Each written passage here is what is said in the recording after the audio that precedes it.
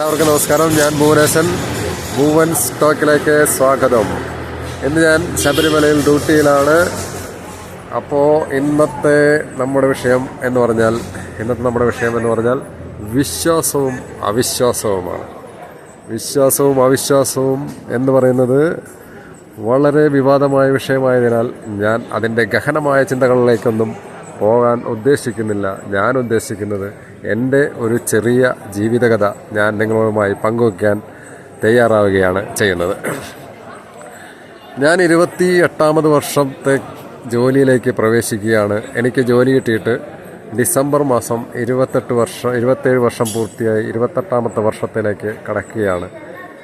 അപ്പോൾ ഞാൻ എൻ്റെ കഥ തുടങ്ങുന്നത് എങ്ങനെയാണ്? കഴിഞ്ഞ 24 വർഷമായി ഞാൻ ശബരിമലയിൽ ഡ്യൂട്ടിക്കായിട്ട് വരാറുണ്ട്.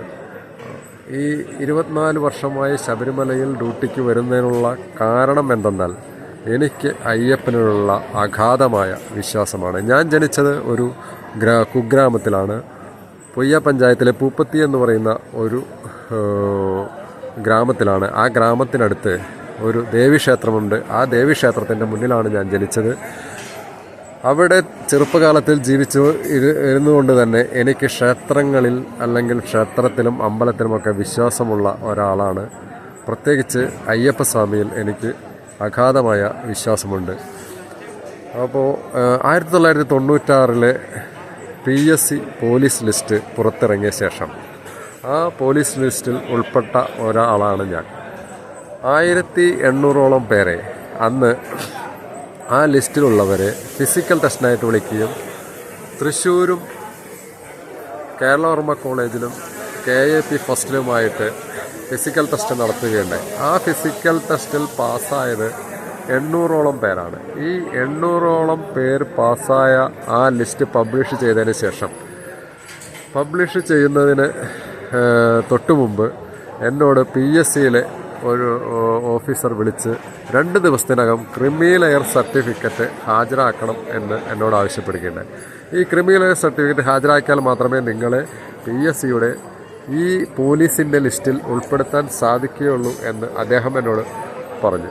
ഈ ക്രിമി ലെയർ സർട്ടിഫിക്കറ്റ് സംഘടിപ്പിക്കുന്നതിനായി OBC വിഭാഗത്തിൽപ്പെട്ട ഞാൻ പൊയ്യ വില്ലേജ് ഓഫീസിലേക്ക് ചെന്ന് വില്ലേജ് ഓഫീസറെ കണ്ട് ഈ വിവരം പറഞ്ഞപ്പോൾ എനിക്ക് ഡിഗ്രിക്കും പ്രീ ഡിഗ്രിക്കും പഠിക്കുന്ന സമയത്ത് എനിക്ക് ആ വില്ലേജ് ഓഫീസിൽ നിന്നും OBC സർട്ടിഫിക്കറ്റ് ഇഷ്യൂ ചെയ്തതെന്ന കാര്യം പറഞ്ഞ് ഒരു അപേക്ഷ സമർപ്പിച്ചു. എന്നാൽ വില്ലേജ് ഓഫീസർ അയാളുടെ ലിസ്റ്റിൽ നോക്കിയിട്ട് താങ്കൾ OBC ലിസ്റ്റിൽ ഉൾപ്പെടുന്നില്ലെന്നും എനിക്ക് ഈ ക്രിമിനൽ സർട്ടിഫിക്കറ്റ് തരാൻ നിർവാഹമില്ലെന്നും പറഞ്ഞു. ഞാൻ എൻ്റെ ജോലിയുടെ കാര്യവും അത് ക്രിമിനൽ സർട്ടിഫിക്കറ്റ് കിട്ടിയാൽ മാത്രമേ എനിക്ക് ജോലി കിട്ടൂ എന്നുള്ള കാര്യവും അദ്ദേഹത്തെ പറഞ്ഞ് മനസ്സിലാക്കാൻ ശ്രമിച്ചെങ്കിലും അദ്ദേഹം സാധാ ഗവൺമെൻറ് ഓഫീസുകളിൽ ഉദ്യോഗസ്ഥന്മാർ പെരുമാറും പോലെ ഇത് എൻ്റെ ഉത്തരവാദിത്തമല്ല, ഞാനിത് തഹസീൽദാർക്ക് അയക്കാം എന്ന് പറഞ്ഞ് എന്നെ അവിടെ ഇരുത്തി. ഉടനെ തന്നെ ഞാൻ വീണ്ടും അദ്ദേഹത്തോട് അപേക്ഷിച്ചതുകൊണ്ട് അദ്ദേഹം ഒരു റിപ്പോർട്ട് എഴുതി കൊടുങ്ങല്ലൂർ തഹസീൽദാർക്ക് അയക്കുകയുണ്ടായി. അന്നത്തെ ദിവസം അങ്ങനെ കഴിഞ്ഞു. 2 ദിവസത്തിനുള്ളിൽ ഹാജരാക്കേണ്ട ഈ സർട്ടിഫിക്കറ്റ് കിട്ടേണ്ടത് എൻ്റെ ജീവിതത്തിൽ വളരെ അത്യാവശ്യമായതിനാൽ ഞാൻ പിറ്റേ ദിവസം കാലത്ത് തന്നെ എണീറ്റ് നേരെ കൊടുങ്ങല്ലൂരുള്ള തഹസീൽദാർ ഓഫീസിലേക്ക് ചെന്നു. അവിടെ ചെന്ന് ഞാൻ അവിടെ പരിസരമൊക്കെ ഒന്ന് വീക്ഷിച്ച് കഴിഞ്ഞപ്പോൾ എൻ്റെ പ്രായത്തിലുള്ള ഒരു ചെറുപ്പക്കാരനായ ഒരു ക്ലർക്കിനെ പരിചയപ്പെട്ടു. ആ ക്ലർക്ക് എൻ്റെ നാട്ടിലുള്ള പൊയ്യ എന്ന് പറയുന്ന ഒരു സ്ഥലത്തുള്ള ഒരാളായിരുന്നു. അദ്ദേഹത്തിനോട് കാര്യങ്ങൾ പറഞ്ഞപ്പോൾ അദ്ദേഹം എന്നെ സഹായിക്കാനുള്ള ഒരു മനസ്സ് കാണിച്ചു. 10 മണിയായി കൊടുങ്ങല്ലൂർ തഹസീൽദാർ ഓഫീസിൽ വന്നു. ഇദ്ദേഹം എന്നെയും കൂട്ടി ആ തഹസീൽദാരുടെ ഓഫീസിൽ ചെന്നു. ഓഫീസിൽ ചെന്ന തഹസീൽദാർ ഈ ക്ലർക്ക് കൊടുത്ത പേപ്പർ നോക്കിയിട്ട് ഇതിൽ വില്ലേജ് ഓഫീസർ റെക്കമെൻഡ് ചെയ്യാത്തതുകൊണ്ട് എനിക്ക് സർട്ടിഫിക്കറ്റ് തരാൻ യാതൊരു നിർവാഹവുമില്ല എന്ന് എന്നോട് പറഞ്ഞു. അങ്ങനെ എൻ്റെ ഒരു ഗവൺമെൻറ് ജോലിയിൽ പ്രവേശിക്കാമെന്നുള്ള എല്ലാ പ്രതീക്ഷകളും തകർന്ന് എല്ലാം നശിച്ച പോയ ഒരു മാനസിക അവസ്ഥയോടെ ഞാൻ അങ്ങനെ ആ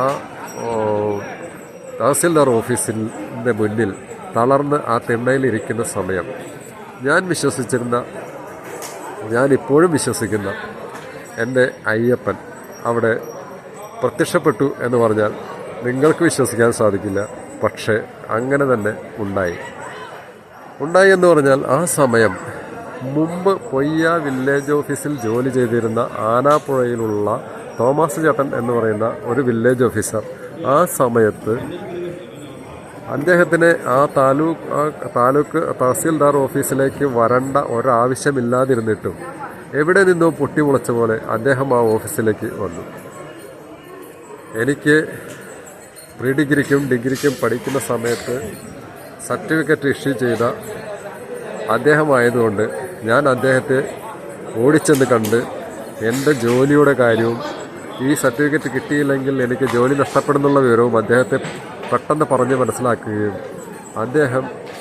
അദ്ദേഹത്തിൻ്റെ കയ്യിലുള്ള ഒരു government diary, village officers diary തുറന്നു നോക്കി നിനക്കിതിന് അർഹതയുണ്ട് എന്ന് പറയുകയും യാതൊരു പ്രതിഫല ഇച്ഛയും കൂടാതെ അദ്ദേഹം ഒരു സഹോദരനെ പോലെ എൻ്റെ തോളിൽ കൈയിട്ടുകൊണ്ട് എന്നെയും കൂട്ടി നേരെ തഹസീൽദാർ ഓഫീസിലേക്ക് കയറി ചെന്നു. തഹസീൽദാരോട് അദ്ദേഹത്തിൻ്റെ ഡയറി തുറന്നു കാണിച്ച് ഇവന് OBC സർട്ടിഫിക്കറ്റ് കിട്ടാനുള്ള അർഹതയുണ്ട് എന്ന് അദ്ദേഹത്തിൻ്റെ മുന്നിൽ വച്ച് വാദിച്ച ശേഷം അദ്ദേഹത്തിന് അത് മനസ്സിലാക്കി കൊടുത്ത് എനിക്ക് 1 മണിക്കൂറിനുള്ളിൽ തന്നെ ആ സർട്ടിഫിക്കറ്റ് എനിക്ക് ലഭിച്ചു.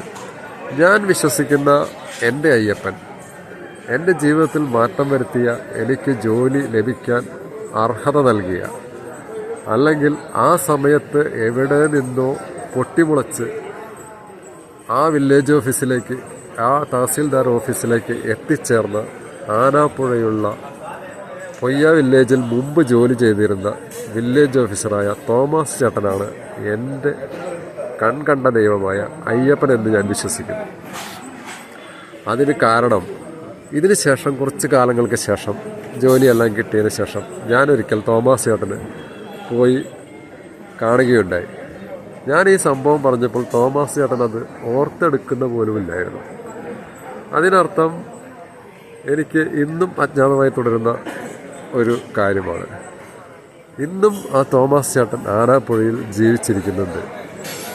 അപ്പോൾ ഞാൻ പറഞ്ഞു വന്നത്, നമ്മളൊരു കാര്യത്തിൽ വിശ്വസിക്കുന്നുവോ ആ വിശ്വാസം നമ്മളെ 100% സംരക്ഷിക്കും. അല്ലെങ്കിൽ നമ്മുടെ ഒരു ആപത്ത് ഘട്ടത്തിൽ നമ്മൾ വിശ്വസിക്കുന്നത് എന്തോ അത് നമ്മളെ കൈപിടിച്ചുയർത്തും എന്ന് എൻ്റെ ജീവിതത്തിലുണ്ടായ ഒരനുഭവം നിങ്ങളായിട്ട് പങ്കുവയ്ക്കുക മാത്രമാണ് ഇന്നത്തെ എൻ്റെ ഉദ്ദേശം. അപ്പോൾ ശബരിമല കയറി ചെല്ലുമ്പോൾ 18-ാം പടിക്ക് മീതെ തത്വമസി എന്ന് എഴുതി വച്ചിട്ടുണ്ട്. നീ വിശ്വസിക്കുന്ന അല്ലെങ്കിൽ നീ അന്വേഷിക്കുന്ന ദൈവം നിൻ്റെ ഉള്ളിൽ തന്നെ ഉണ്ട്, നീ വേറെ എവിടെയും അന്വേഷിക്കേണ്ട എന്നുള്ളതാണ് അത് സൂചിപ്പിക്കുന്നത്. എങ്കിലും നമ്മുടെ മനുഷ്യർക്ക് ഒരു വിശ്വാസമുണ്ടെങ്കിൽ, അത് അവിശ്വാസിയായിക്കോട്ടെ, അവിശ്വാസിക്ക് അവൻ്റെ വിശ്വാസം, വിശ്വാസിയായിക്കോട്ടെ, അവൻ ഒരു കാര്യത്തിൽ വിശ്വസിക്കുകയാണെങ്കിൽ ഏറ്റവും ഭൂമിയിലെ നിസ്സഹായനായ ഈ മനുഷ്യർക്ക് ഒരു പ്രതീക്ഷ നൽകുന്നതാണ് വിശ്വാസം എന്ന് എൻ്റെ ഈ ചെറിയ ജീവിതകഥയിലൂടെ നിങ്ങൾക്ക് മനസ്സിലായി കാണും എന്ന് വിശ്വസിക്കുന്നു. എല്ലാവർക്കും ഗുഡ് ബൈ. വീണ്ടും കാണാം. Thank you.